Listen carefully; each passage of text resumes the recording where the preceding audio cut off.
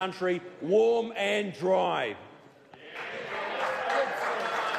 The Honourable Todd McClay. Mr. Speaker, well, not even Phil Twyford's colleagues believe that you can live under a press release or one of his announcements, because when he says with great pride that they've just announced a few houses, that's not the 10,000 every year that they promised.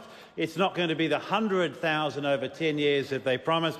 He's become the Minister for Kiwi announcements, certainly not Kiwi build. And that's symbolic of a government after 11 months that's looking like they're tired and they are a shambles. And it's one thing for him to be talking in most of his speech about the opposition, Mr. Speaker, but we didn't hear a lot about actually the challenges they have holding three parties together in government. There's a government in shambles. The Greens have their heads down on most of these issues. They're swallowing rats as fast as they're chucked from one side of the chamber over towards them. And it is a government that's lacking cohesion. It's certainly not seeing the strong leadership that the country is used to over an 18-year period, and they have a crisis of ideas, but by golly, they know how to spend taxpayers' money.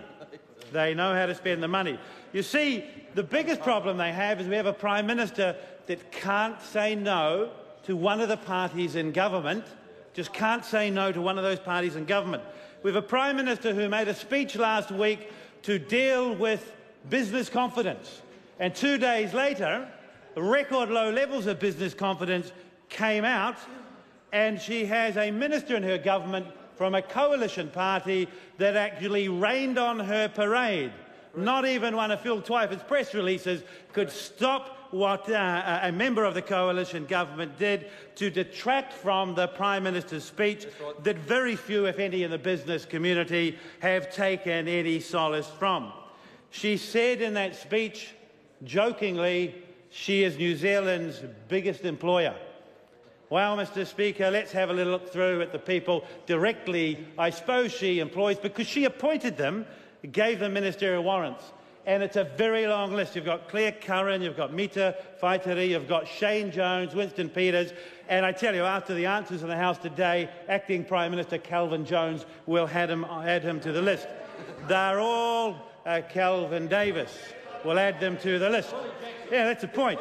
Nobody knows his name when he's standing there acting on her behalf. Well, let's go through them one by one. Claire Curran just stood in this House and answered questions when asked about her Gmail account. She said, to the best of my recollection. Well, to Minister Curran, that's what got her into trouble to start with. Her recollection either isn't there, it's not befitting of a minister, or it's just not convenient for her to come to this House and answer questions and tell people what's in her diary. And I think there's a long way to go in this, Mr. Speaker, but there shouldn't be. The Prime Minister should hold her ministers to account, as Helen Clark did and John Key did, and when a minister has misled her, not on one occasion, but on a number of occasions, as New Zealand's largest employer, she shouldn't say, just move offices, is proportionate. She should say to New Zealanders, that's not good enough for you to have confidence in me as New Zealand's largest employer. I no longer have confidence in that minister. And anybody who watched Claire Curran in the House today certainly can't have confidence in her. Mita Whaitiri, Mr. Speaker, this isn't an employment issue.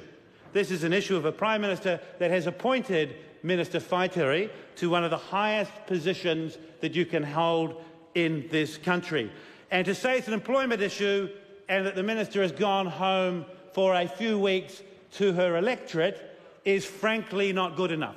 The Prime Minister has to have asked her what happened, and she either accepts her position or she doesn't. She either believes that minister or she doesn't.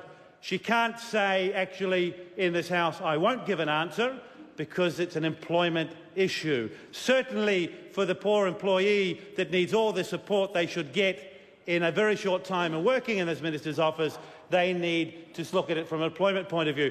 But the Prime Minister needs to hold that minister to an account. And then this week we have Winston Peters saying that actually the government's policy is not 1,500 refugees. The Prime Minister's saying it is. Winston's saying she's wrong. The Prime Minister says, well, it hasn't gone through Cabinet. Nobody knows what's happening over there. Nobody can believe that Winston Peters and the Prime Minister talk to each other over these things. It is a shamble, Mr Speaker, and it's not going anywhere quickly. Time has expired. The Honourable Damien O'Connor. Mr Speaker, Indeed, an honour to take a short call.